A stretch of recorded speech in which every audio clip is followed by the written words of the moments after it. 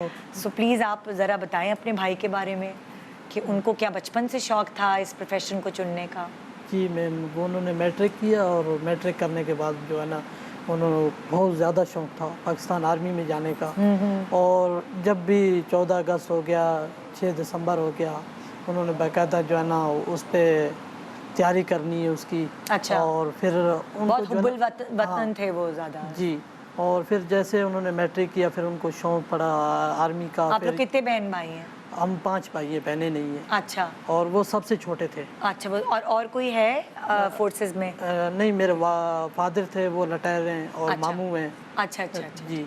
और ये वाला शौक छोटे भाई में आया था कि मुझे जी, फोर्सेस ज्वाइन करना? शौक़ बहुत ज़्यादा था उसका, लेकिन ट्राई करता रहा और 5 साल बाद उसने आर्मी ज्वाइनिंग की है। अच्छा, पहले ट्राई करता रहा, करता रहा, 5 साल मतलब बाद उनको लेटर उसका मौका नहीं आ मिला। रहा था तो अच्छा। जैसे उसने आर्मी ज्वाइन की उसके बाद जो है ना वो ट्रेनिंग पे चले गए।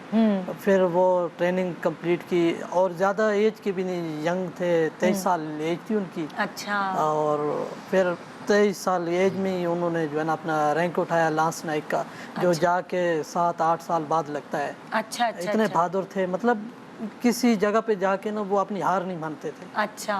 जी, उनका ये बहुत ज़्यादा जज्बा था। हाँ, तो मैं जैसे इनसे भी पूछ रही थी कि वालिदा जो होती हैं वो थोड़ी सी कभी कभार कमज़ोर दिल की होती हैं और वो अपना ममता के वो कहते हैं ना आसरे देकर कहती हैं कि नहीं मत जाओ, या जाहिर है माँ का दिल होता है। सो अगर मैं आपसे पूछूं, आपने कभी हुआ जो अपने बेटे को बोला, और तो बाकी बच्चे फौज में नहीं थे, आपके हस्बैंड और भाई थे, तो आपने उसको कहा कभी, उसके इरादों में आप आड़े आई?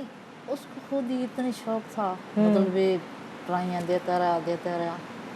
हम चारों उम्र पे गए, मेरा ये बेटा, मेरा मियाँ, मैं। हाँ। तो ट्राइयाँ क्या 5 साल तो ट्राइयाँ देने लगा। तो उस हम उम्र से गए में बाद में लेटर आ गया। हाँ। चला गया। हाँ। और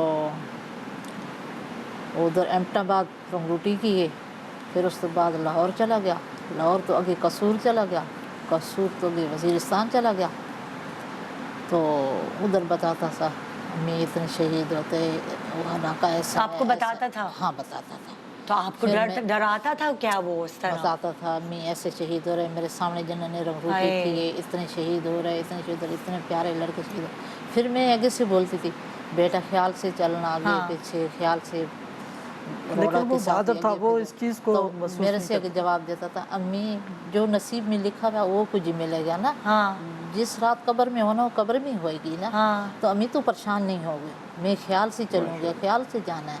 बहुत बहादुर बेटा, बहुत बहादुर बेटा।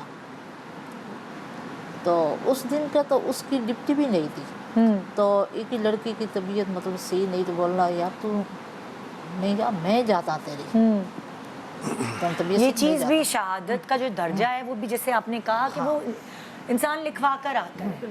अब जैसे आपने कहा कि आपके बच्चे का भी पाथ बनता गया रास्ते बनते गए खुद से। और अब ये कह रही हैं कि इनकी बेटी की ड्यूटी भी नहीं थी उस दिन, उसने किसी और की ड्यूटी कहा कि मुझ कोई बात नहीं, तुम रेस्ट करो। तो जब गया एक हवलदार था, 4 फौजी थे। जब गया तो एक हवलदार इस छोटी सी जगह चढ़ने लगा, तो वो थोड़ा उसकी बाड़ी भारी थी, नहीं चढ़ सका। तो बोलने लगा, उस्ताद जी तुम पीछे हो, मैं चढ़ता। जब वो चढ़ा तो एडी फटी गया, तो वो अपने बेहोश हो गए। क्या हुआ, मुझे आपकी आवाज़ नहीं आई? जब वो वहाँ जहाँ वो चढ़ा ना तो एडी फट गई, बम फट गया। अच्छा अच्छा। हाँ।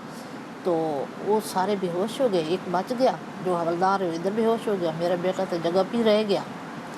फिर वो जब अपनी जगह पे रहा तो कोई पता नहीं चला उनको। एक हवलदार जो है वो बोलने लगा, मेरे को कुछ नहीं है, वकास अहमद को संभालो, वकास अहमद को संभालो। एक जो बच्चा उसने फेरिंग खोल दिए, तो उसको बोला फेरिंग बंद कर, वकास अहमद को संभालो, उसकी आवाज़ नहीं आ रही है।